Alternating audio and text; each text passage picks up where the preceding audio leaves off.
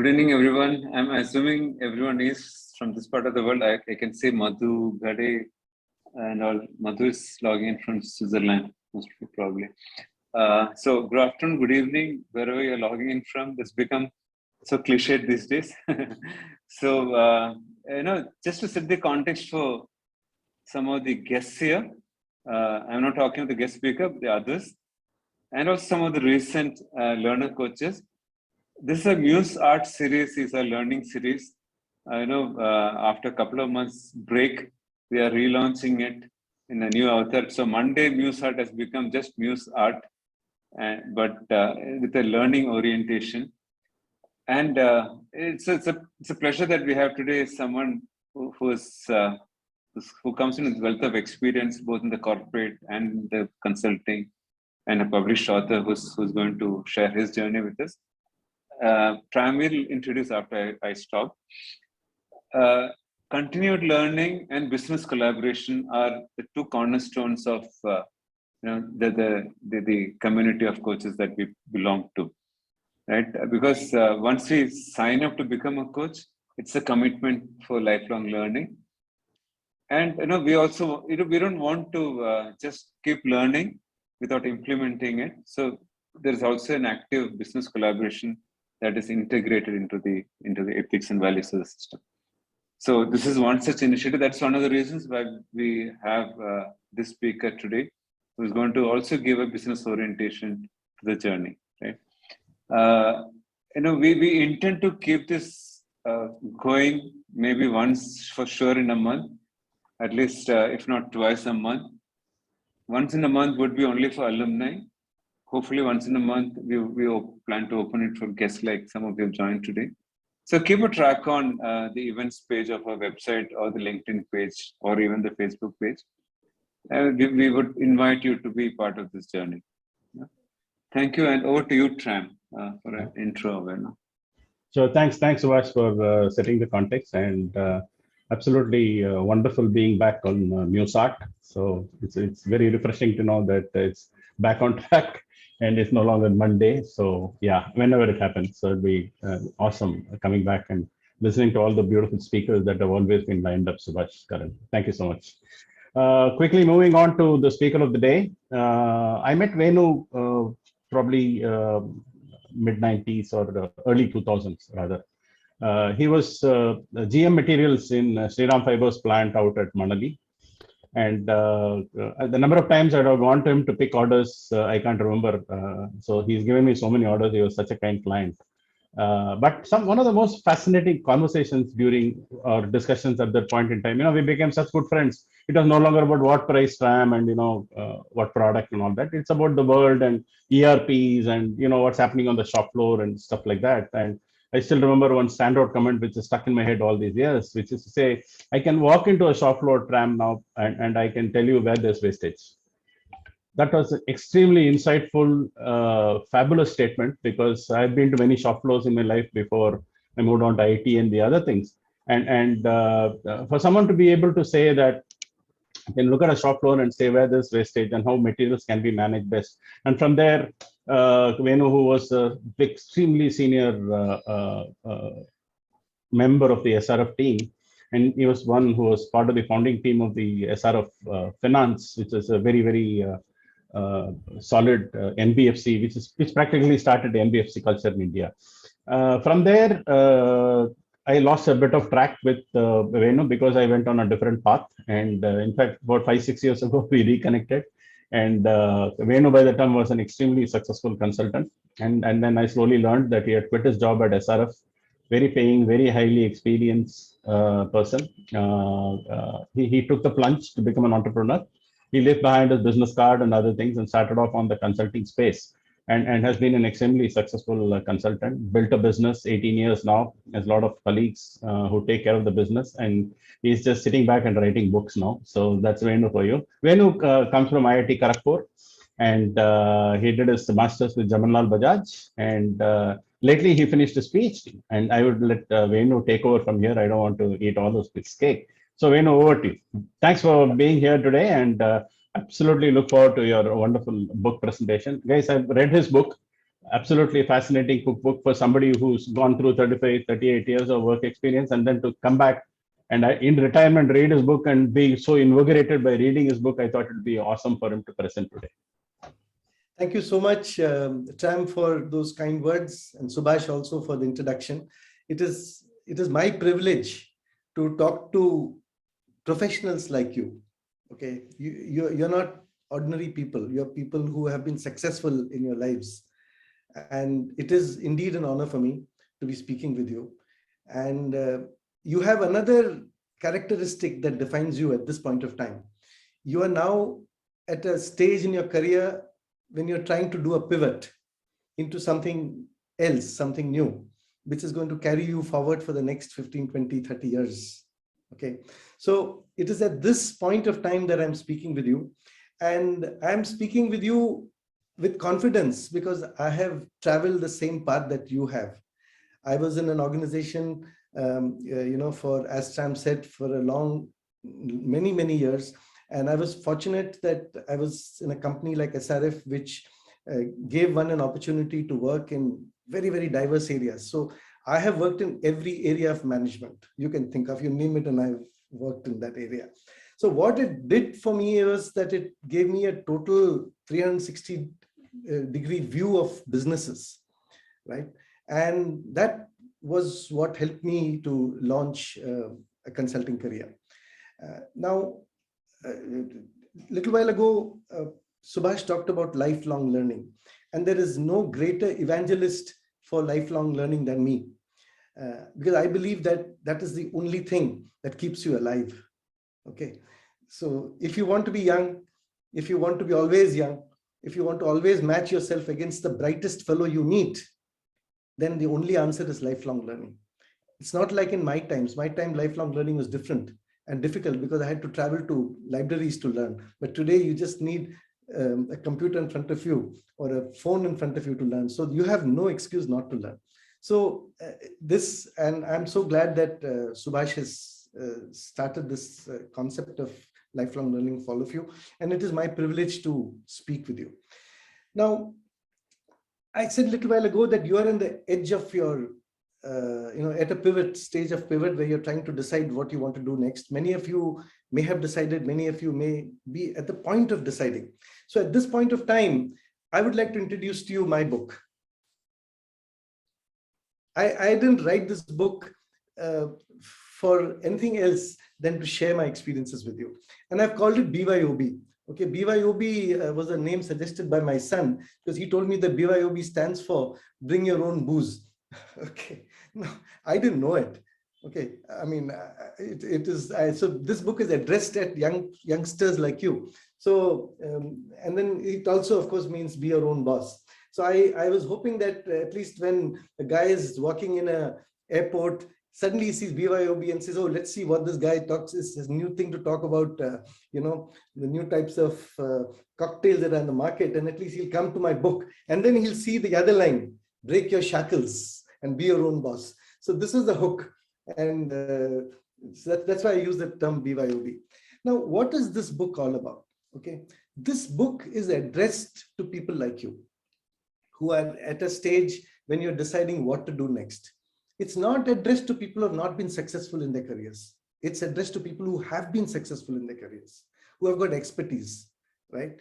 Everyone who's worked for 10, 15 years has expertise, some kind or the other. And my basic premise of my book is whatever your expertise, that expertise can be converted into a business, right? You all must have heard of this lady called Marie Kondo. Have you heard of her? Marie Kondo is rather a lady from Japan whose only skill in life was how to fold clothes, how to organize a cupboard. And she took that expertise and converted into a multi-million-dollar business. So whatever your expertise, your professionals, my point is that expertise that you have is of great value to somebody. And it is for you to discover that value, communicate that value, and make a business out of it. This is the theme of my book, BYOB. I start by telling people how to understand what your expertise is. The problem with most of us professionals who have been working for so many years, we don't realize how much we actually know, how much we have actually imbibed in all these years. We have learned one hell of a lot. We sometimes, in the quagmire of an organization, we don't realize the value and the wealth of knowledge that we have. Everything that you do in an organization, every mistake that you make, every success that you have, every project that you've been involved in, every training program that you have got into has added brick by brick to make you what you are now. Right? And this, if packaged properly, becomes your expertise, which is saleable, which is valuable to somebody else. And this is what I talk about. In my book, I say how you can look at your experience, how you can look at your expertise, how you can collate it, how you can bring it forward together and convert it into something valuable. So this is how I start my book. Right? Now, my book is a book about transition. What transition am I talking about? Transition from being an employee to being an entrepreneur. Right? It's a big transition, because there is a huge difference between these two creatures, an entrepreneur and an employee, right? So this transition is not a physical transition. It's a transition of the mind more than anything else. The moment the transition of the mind happens, automatically everything else follows. So my book at one level is a motivational book. The purpose of it is to help you make that transition from your current state where you are doing well, but there is some urge inside you to do something else. In fact, I'll just read a few lines from the introduction of my book, just a few lines to give you a context. So I start my book by saying the most challenging phase of a professional's career comes 10 to 15 years into it. The professional, no longer a novice, is probably in a mid-management position with subordinates looking for leadership and bosses for performance. Promotion and growth slow down as there are fewer and fewer slots above. The stress of keeping up with the ambitious climbers on the one hand, while coping up with the boredom of a repetitious job makes the stage traumatic and stressful. We all go through this. I went through this. I was successful in my career, but I also went through this phase where I found that my career was plateauing. I seemed to be doing the same thing again and again. I felt restless. I felt restive. Then I decided to take the plunge. And if I look back at my journey, as I said, I worked for over 25 years in corporate, and then I started my consulting company, and I've been running it for the last 18 years. If I look back at what are the things that I did wrong, one of the things I always say is, why did I take so long to decide?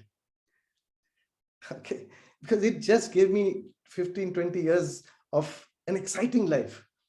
If I had started when I was much younger, I would probably have been able to enjoy myself much more and also create, value for others as well. So this is my one regret.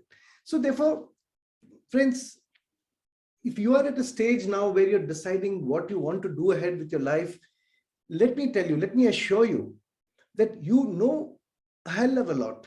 And this knowledge that you have can be converted into something which is very valuable for somebody else. So this is the first challenge of my book, to help people like you make this transition of the mind.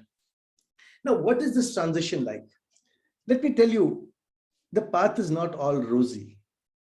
Okay, don't think that you can step out of an employee's coat and just walk into an entrepreneur school. It's not that easy, because when you're an employee, especially when you're somebody reasonably senior in an organization, you have a business card, okay, which gives you a certain status. You're identified as vice president or president or general manager. That is how you're what you're known as. And you go somewhere, show your card, people respect you for it. The moment, however senior you are, you step out and become an entrepreneur, that tail goes away, right? You're no longer VP. I was a very senior person in my company when I left. But the moment I stepped out of the gates of that company, I became just C. Venugopal. That's it. People who I thought would give me the, the respect of a meeting started trying to, push me away because I no longer had that card. So the moment you try to become an entrepreneur, many of these props that you're holding you up, okay, your fancy car, traveling business class, traveling, with a fancy designation, those are no longer there. And therefore, you have to train your mind to believe that you have worth. All these props are not needed for you, and that you have inherent strength, which will get respected. And this transition of the mind is something that is very, very important. And you have to be prepared for it. If you're not prepared for it, you will feel let down. So these are some of the things that I talk about in the book. The other thing is, remember that as an employee, you just had to manage expenses. The top line was taken care of because you get a salary at the end of every month. The moment you're an entrepreneur, you have to manage both the top line and your expenses if you want a salary. Okay. Now, why do you need a salary? Have you guys ever asked yourself, if tomorrow, God forbid, you lost your job, how many months would you be able to manage without a salary?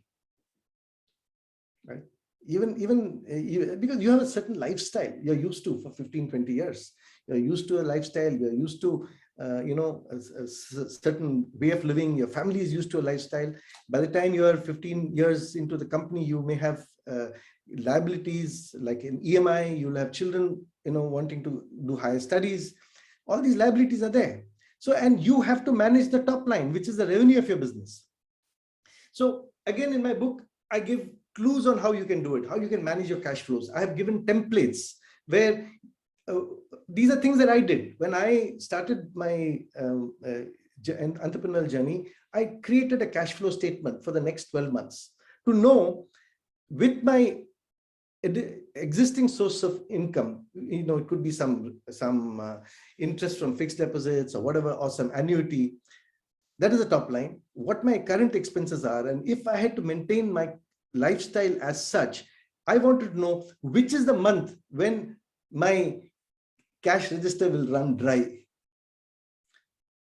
And when I did the analysis, I remember I was a senior guy earning pretty well. I realized that in 7 months' time, if I didn't earn from my business, I would have a problem. I would have to compromise my lifestyle, and which is not fair to your family. So it gave me a goal. It told me that within 7 months, I must start earning from my business.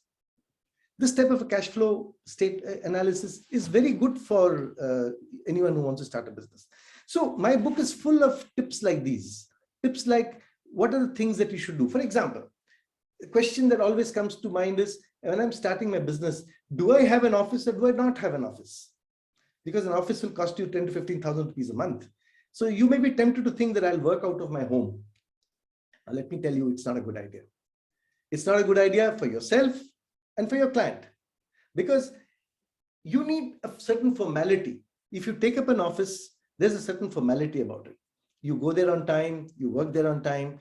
And I give, for example, there's a nice story that I tell in my book, which is very interesting, which you can read. We had taken up a small shared services office when we first started, and it is quite a shabby office. I mean, we were not at all proud of that office. And I got a contract from a client for a business, and we had, right from the beginning, we always insisted on advance. In fact, I talk about that as well. Never do a business without advance, because as an independent professional, you do not have collateral to get loans from the bank. So if you want to pay salaries to your employees, you surely well should get advance from your client. So coming back to my story, so this client of ours gave us a 40% advance for that particular work. And we were very happy. We signed the contract. Then he says, okay, I'll come and give you the check in your office tomorrow. And, it was those days of, no UPI. So he had to give me a physical check. So, and I was a little embarrassed of my office. I said, no, sir, don't worry. I'll come to your office and pick up the check. He said, no, I'll come. He was the general manager. He said, I'll come to your office to give you the check. This went on back and forth. Finally, he insisted that he wants to come to my office. He came to my office. He gave me a check. And then we became friends and we went out for lunch. And then he asked me, do you know why I wanted to come to your office? Because I was giving you a 5 lakh advance check. And I really wanted to know if you guys for real. Because if you guys had walked away with my money, my backside would have been tanned by my MD. So I wanted to make sure that you really have an office. So you see, it's important. It makes the client take you seriously. Having an office, having so I talk of these kind of things in my book about these are practical things that you will face. And when I started my consulting business, I was looking for a book like this. And that time I did find a book on how to be a consultant. It was a nice book. It gave me a lot of tips on what I should do. But that particular book was 20 years dated, even when I bought it. You can imagine now, 18 years later, everything has changed. The markets have changed. The way people do business has changed. Customers have changed. Business practices have changed. So there was a need for a new book. That is the reason why I wrote this book. So this book is at 3 levels. One, as I told you, it's a book that should help you take that decision, that help you to pivot by giving you story. My book is full of anecdotes, full of stories. It's a light read because I'm not preaching to anyone here. I was just sharing my experiences, sharing the stories which I have experienced and I have experienced of others. And through these stories, I'm trying to make a point. So at one level, you'll see the struggle of people like you and how they made the transition, what mistakes they make. These hopefully will enlighten you and motivate you to take the next step. The second is all these things that I told you, how to take an office, how to start a business, how to step by step. It's a step-by-step guide on how you can move from being an employee to an entrepreneur. What are things that you should do? What are things you should not do? For example, I talk about when you should bring in associates, when you should bring in partners, when you should not, and how you should deal with them, right? I made some mistakes. When we started the company with another partner and we had to, in one case, part ways. Now, at that time, I felt the fault was his, but with the wisdom of age, I realized that probably the fault was mine. Maybe whenever you're dealing with associates, how do you deal with associates? What is the relationship between two people who start a company? In fact, there's another beautiful story in my book about 2 friends of mine who are polar opposites of each other, right? But they built a very successful business together and they sold out and they made a huge amount of money. So I asked this friend of mine, I said, you guys, Mr. X and Mr. Y, you're so different from each other. How is it that you guys have managed to hold on to this partnership so beautifully? I mean, it's something amazing because you're so different. You're such a calm person. The other guy flies off the handle like that. How did you manage? So this guy gave me a beautiful insight. He says, you know what? I'll give you an analogy. He says, do you know what's the difference between a table tennis game and a tennis game? So I said, what?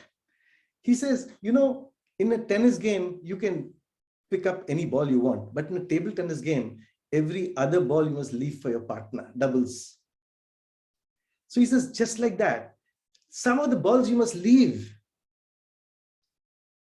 If you're partners, some balls you must allow him to take. Those balls that he's more competent to take. If he says, if you keep this in mind, that look, both of us are partners, both of us have to work together in tandem to make this company successful. Sometimes I need to step back, sometimes I need to step forward. And it's only this, you see, and this is an insight. It's an important insight. If I had this insight maybe 15 years ago, maybe the partner who was no longer with me may have been with me and maybe would have done even much better than what I've done now. So these are the types of insights that will help you step by step in the way of starting the business.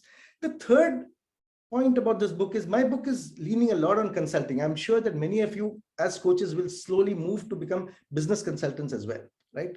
Because it's a natural transition. You start, and business consulting is a very, very important, powerful and enjoyable profession. So I give a lot of tools and techniques on how to do business consulting, how to do gap analysis, how to handle a client, how to handle an interview, how to, many of the tools and techniques. For example, I talk about the MECE technique of McKinsey, how it takes a complex problem and breaks it down into its elements so that each of those elements can be handled. I talk of PQM, I talk of many of these tools and techniques in this book. This book is not a book about tools and techniques, but I throw these tools and techniques throughout the book so that you'll understand that there are these tools and techniques. And if anyone wants, they can always come back and have a, one more look at it. Because this is the third purpose of this book. See, now, as professionals, most of you have been in jobs which required you to do operations, right? Many of you may not, unless you are in a sales department, have experience with actually going and selling. And even if you have been in a sales department, whether you sell or not is a collective problem. Remember that, right? But the moment you're an entrepreneur, it's no longer a collective problem, it's your problem. Sales is your most important activity. And many of people who have been working in an organization for 10 to 15 years may be a little diffident to go out and ask for favors, ask for referrals, ask for business.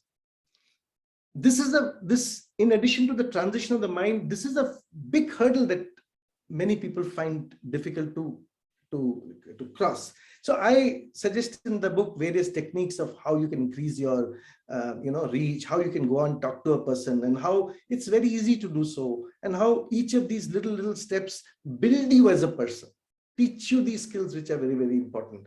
I talk of, and then sales today has changed. Today sales is different from what it was earlier. Today you have social media. Many of you may not be that familiar with how to use social media for getting business. It's an area by itself. In fact, I talk of the traditional sales funnel, okay, where you have a suspect, you have a prospect, and then this funnel comes down. And today's marketing has turned this funnel on the head. What comes into the funnel is filtered prospects. So how do you get those filtered prospects is the subject of social and digital marketing.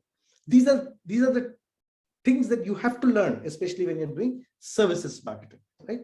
So this book is actually a collection of my life experiences and the life experiences of others like me, which I hope will give you a step forward in your entrepreneurial journey.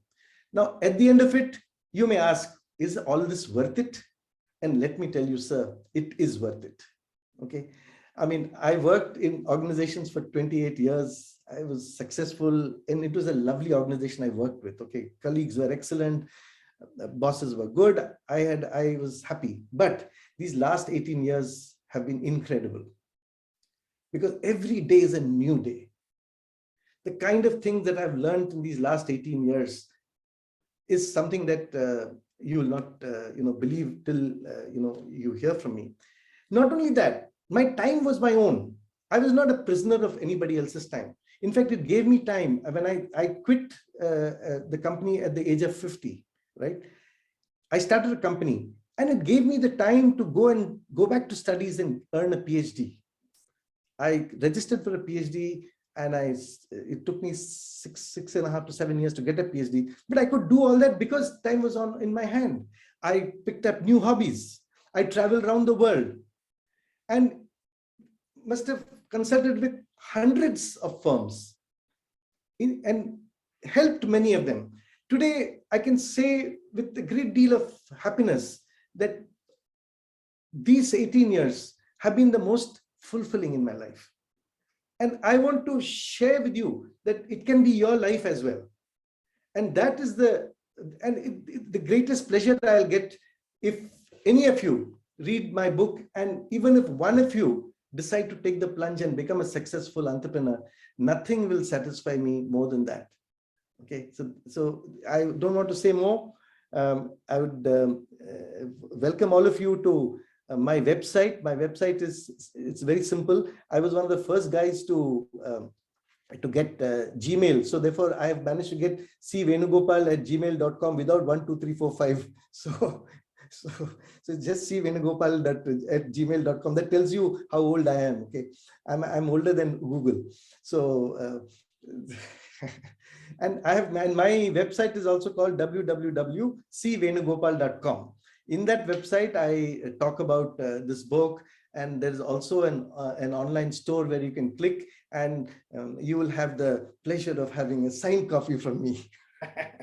So if ever I become famous and this book becomes popular, you can say that I have a signed copy from this author. So with that, I would like to stop my presentation of the book, and I'm absolutely open to any question that you may have.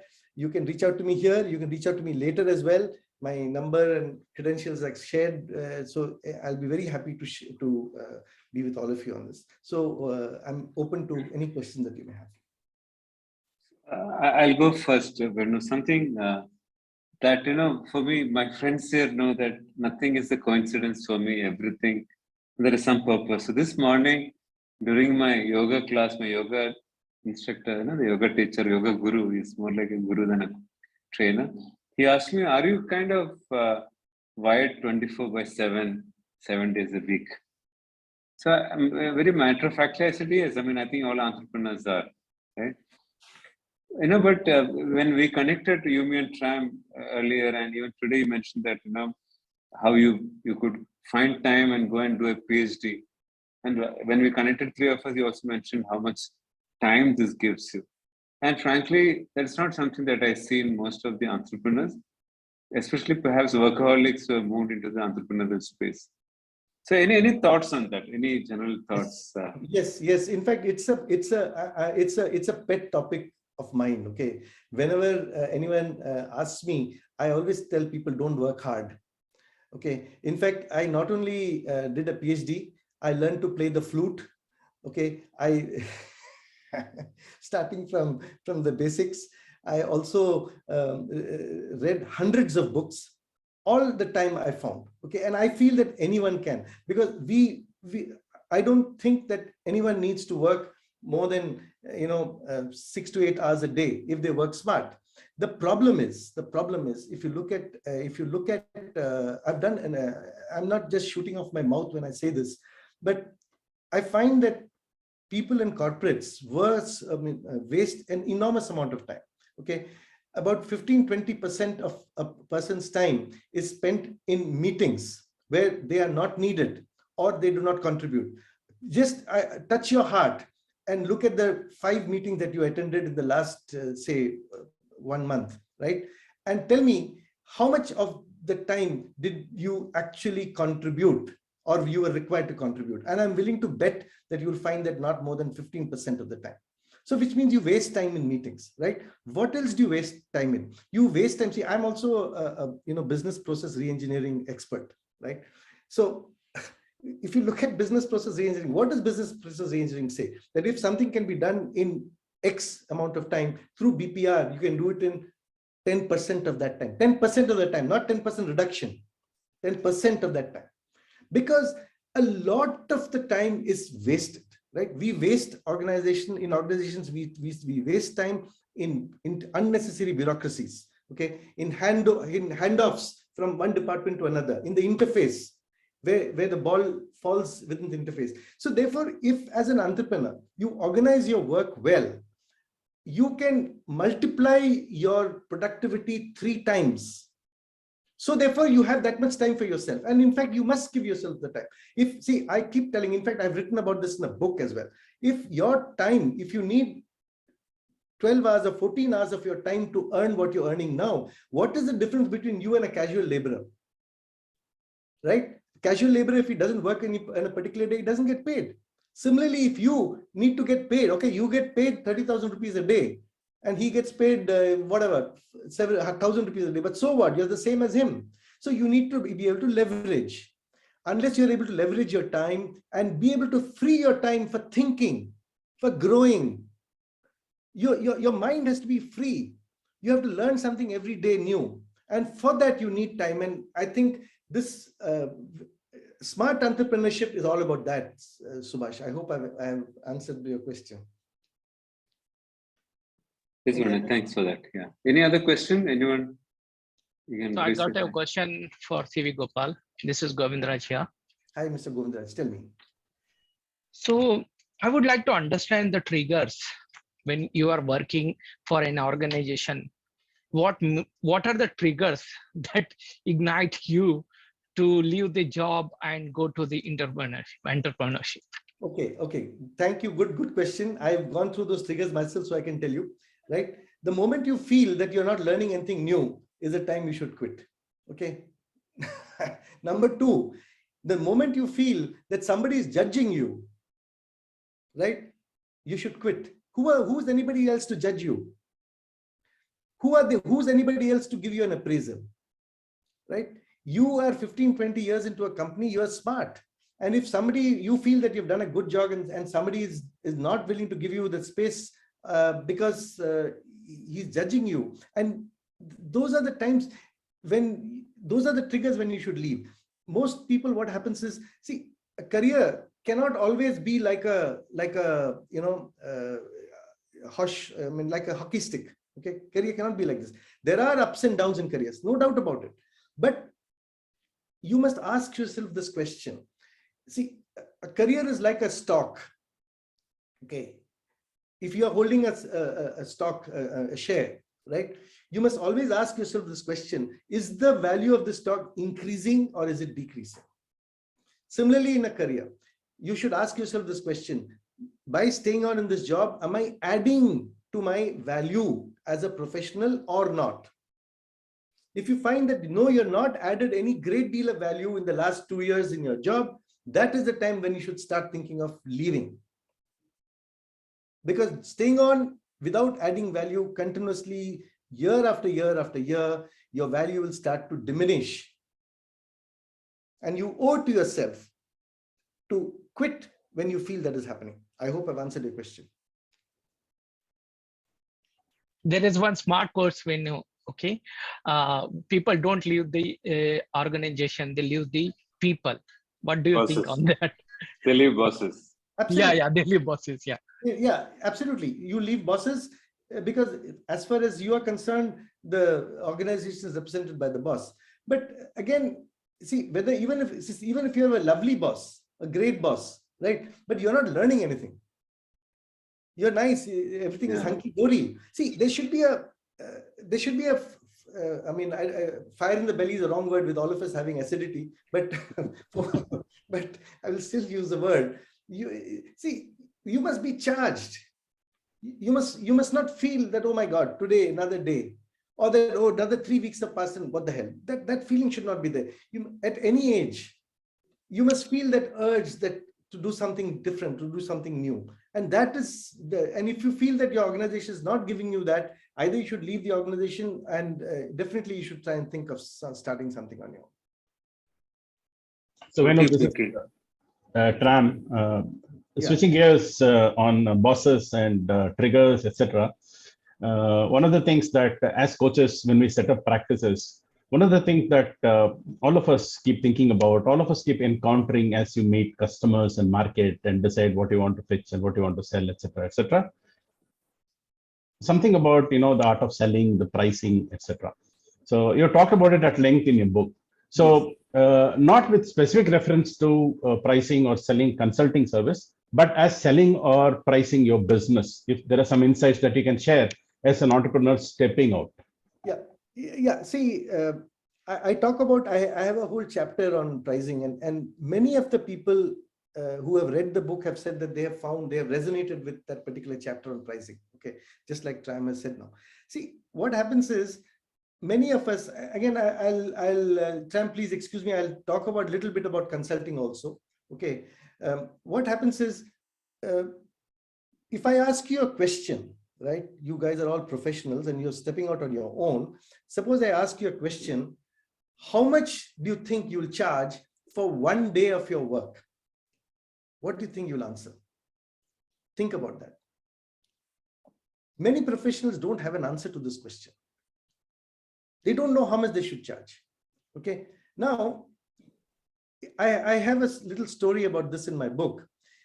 So I asked this guy, how much you should charge?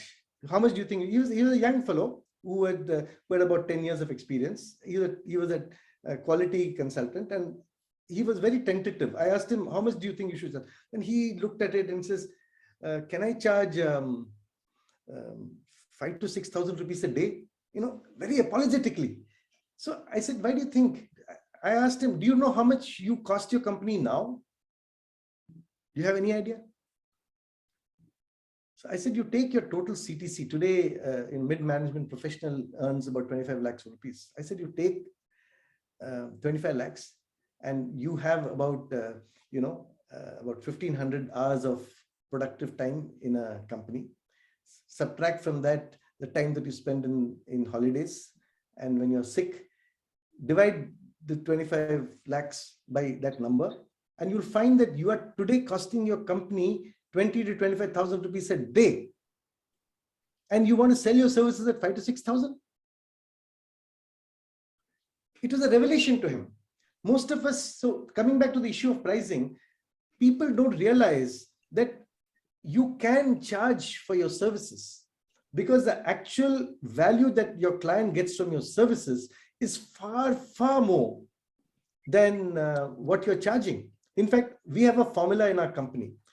The formula in the company is that whatever consulting fees that we charge, okay, the client within 1 year should earn 5 times that. 5 times that. And of course, he'll continue to earn. So don't be shy of asking for what you think it is worth. In fact, you can try this out. If you're having a business and you have an option of charging X for that particular service, correct? You quote X, the client will come and tell you, can you give me a discount of 15%? And then you negotiate down to maybe a 10% discount, so you get 0.9X. Now, to the same client, suppose you go and say that I want to charge 2X. He will still tell you, can you give me a 15% discount? So you see, you quote high, be bold to quote high.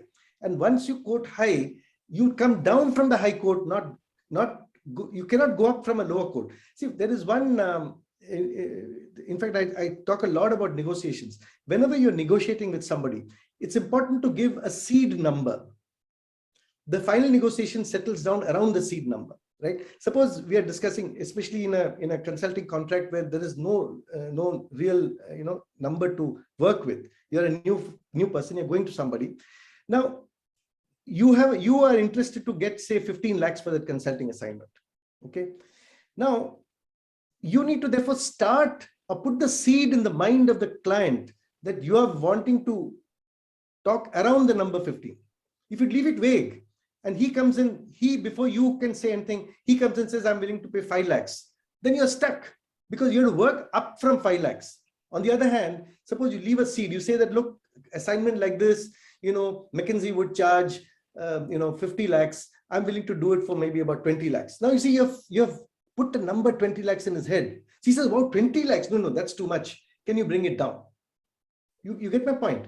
In a negotiation, it's important. So these are some of the little tricks of pricing.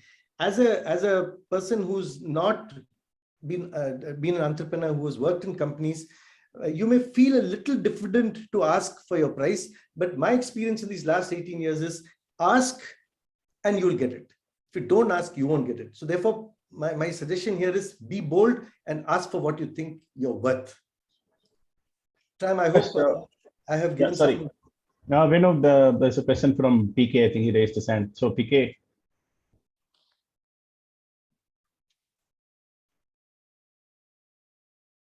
Yeah. Yeah, thank you, Tram. Yeah, it has been quite interesting, these discussions. I think in terms of pricing, also another aspect I would like Mr. Venugopal's view on, it's not just what our time cost, or that is one way of approaching it. Another way of approaching it is to price it according to what the client gets. So it's, my experience is that the faster we can disconnect our time cost from the fees to what the client gets, I think the premium goes up because, we are all with very limited number of hours at our hand. So one of the ways I just wanted to bounce it off Mr. Venugopal that, the strategy of pricing just doesn't, we need not limit it to just our time cost, but also it can be a function of or a factor of what client gets. Just one. Absolutely, completely agree. In fact, I think I did not explain myself appropriately. I completely agree with you. When I gave you that example, I was just trying to highlight to that young person who came to me that his actual cost to the company is very high. I'm not saying anywhere that you should price on the basis of our cost. No, never. It's always, your point is absolutely spot on. You should always look at the value that your service is providing to your client, and that should be the basis of your pricing. Absolutely no question about it. Completely agree with you. And the more value you give to your client, the higher you can charge. In fact, in consulting assignments, slowly the market is moving towards success fee based consulting, wherein you charge a base fee, which is reasonably high and which definitely covers your cost and more. And you take a certain percentage of the actual gains that the customer gets. It's a little difficult in our country to baseline, services to know how much you've actually contributed, but still the attempt is there. And in my consulting firm, we have of late tried to work on this model, and we have found that it works. You always have to price on the basis of how much value you are delivering to your customer. Absolutely no question about it. I fully agree with you. Another question from Anant Rao. Question to you, Venu. What was your experience like in making the switch in your mind before you actually made the switch? Okay, it was a difficult decision to make, for the simple reason that I was not, as I told you, I was close to 50 when I took this decision. And I had a lot of, personal liabilities I had to take care of. I had a house EMI, my son wanted to go and study abroad. All those issues were there. So, and the fact is that I was doing well in my career. Okay, I could have sailed the corporate ship comfortably for another 10 years without any problem. Okay, so it was a difficult decision. The thing is, how do you give up something that is good? Okay, I had a happy, job was nice. I was growing. How do you give up? So that was a dilemma. And you just have to take the plunge, right? I mean, I had a business. I had thought of business much earlier, much in my young days. From the age of 40 onwards, I have been thinking, but I hesitated till this stage of 50, and then finally I said, if I don't do it now, I'll not do it ever. So I did it. And one more big advantage I forgot to tell you. One big advantage is that you extend your work life by another 10 more years. Okay. In the normal case, I would have retired at the age of 58. You extend by another 10 years or as much time as you want. You must create an engine that works for you. Okay. In fact, I keep telling people that you should stop working for the company and make the company work for you. So you create an engine of growth for yourself and for everybody else. So if you look at all these positives, you will get the motivation to step out on your own. Move out of your comfort zone. What prevents people from taking the step is the comfort of known people, the comfort of known business, known environment, comfort of known problems. Okay, I've solved this problem, therefore I can solve a similar problem. What if the problem is different? Okay, this is the fear. So moving out, so that's what I told you in the beginning, it's a transition of the mind. Okay, you have to move out of your comfort zone. And let me tell you, the pleasure of moving out of the comfort zone and realizing that you can be equally comfortable in another zone, that's a different high, completely different high. I told you about that I was with SRF. Okay, very diverse experience, but still it was in a particular industry.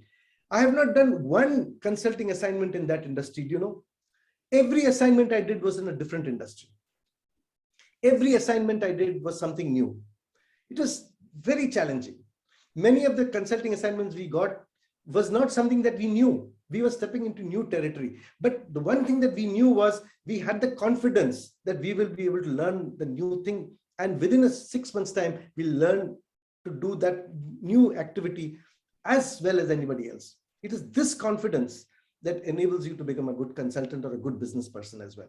Even if you start off as an entrepreneur, remember the path won't be rosy. You will have to do pivots.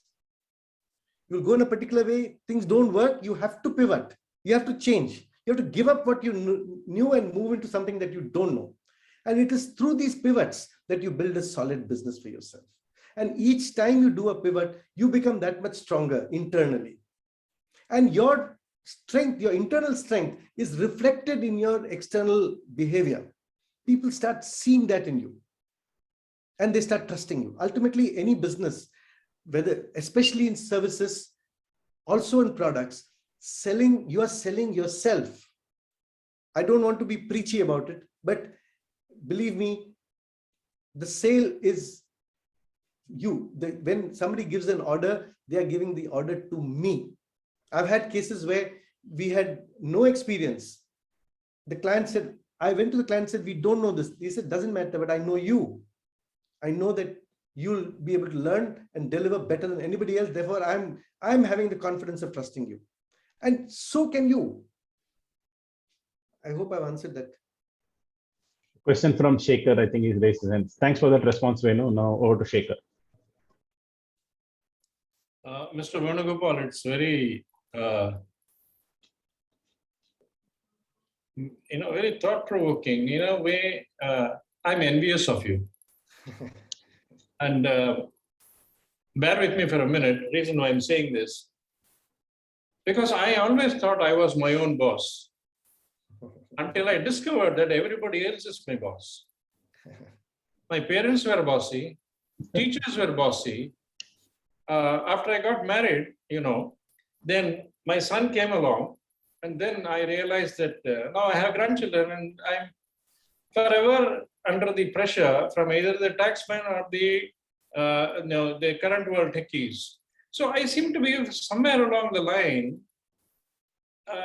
chasing an elusive goal of being my own boss, and somehow they're trying to survive every other boss. So what you're saying is, honestly, I envy you because I wish I could be like you. So the question for me is, where lies my redemption? Where lies your redemption? Yeah. Okay. See, okay. Incidentally, that is the subject of my next book. Okay. Oh, is it? Am I priming you forward? No. My next book is more or less. You know what my next book is called? It's called Unchained. I talk of exactly the same thing that you said. Okay, we are all chained. Okay, you call it boss, I call it chains, right?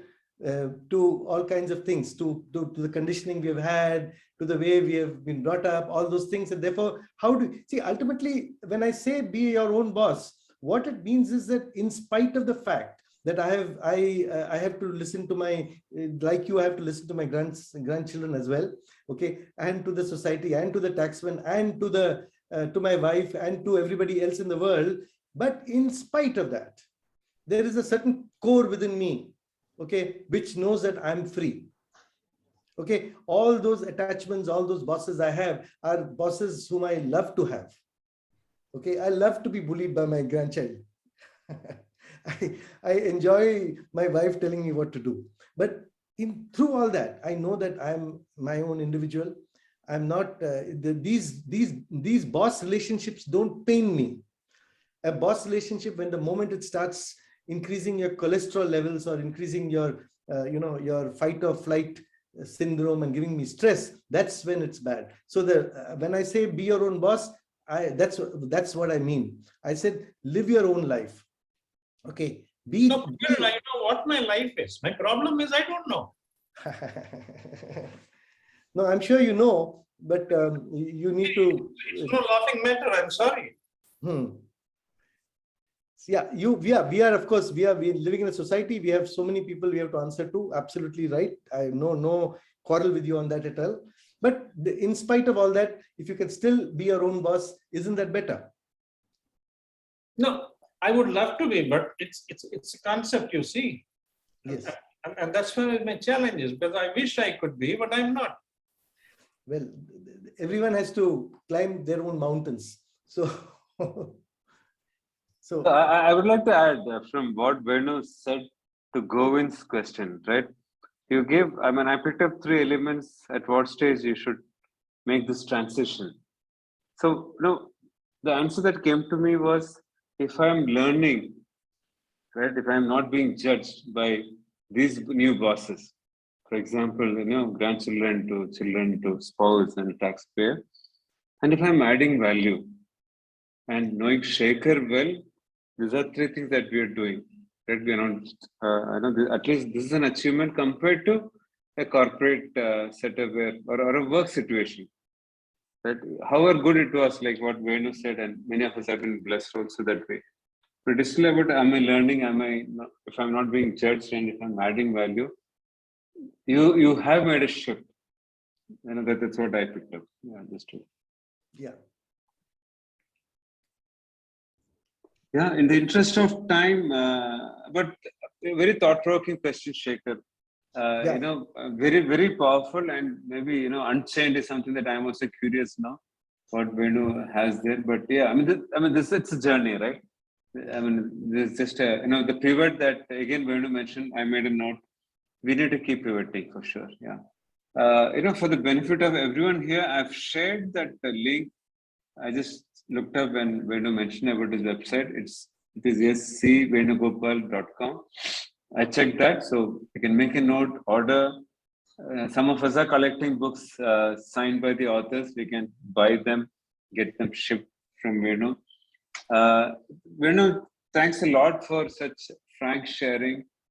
We all are, though many of us have made the transition, we are still picking up the threads and moving ahead. We have not reached that stage where we can still go and do a PhD or learn flute or something like that you mentioned. Some of us are doing some of this stuff, but we can still do better. So that also is an inspiration that I'm personally walking away. I'm learning Carnatic music now. So just as you learned flute. So thanks a lot for sparing time, sharing the insights. And the conversation does not end here. We have a fairly large group in Chennai. Sometimes when we restart programs there, we hope to bring you back. Maybe by then you have your second book, Unchained. We would like to keep the conversation on. Yeah, on behalf of the community, on behalf of everyone here, big thanks to you. Stay blessed and continue the good work that you're doing. Yes, yeah. And as a last word, I want to thank you, Subhash, for the opportunity to speak to your people, and I'm very happy. And of course, I cannot but thank Tram for having introduced me to you.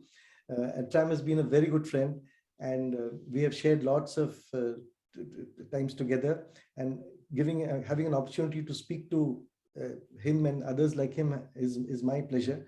And if I'll be happy to share my insights with any of you. Anyone can most welcome to talk to me anytime, write to me. I'll be most happy, because one of the things that that gives me great pleasure is to have intelligent conversations with people like accomplished people like you. We'll all learn in the process, right? And you can reach out to me through my website, through my Gmail. I told you cvenugopal@gmail.com, and www.cvenugopal.com is my website. And if you want, you can order this book as well. So thank you so much, all of you, for having listened to me. And I look forward to interacting more with you in future as well. Thank you. Thank you. Thank you, everyone who joined. Thanks a lot, and good night. Good night. Bye, everyone. Good night.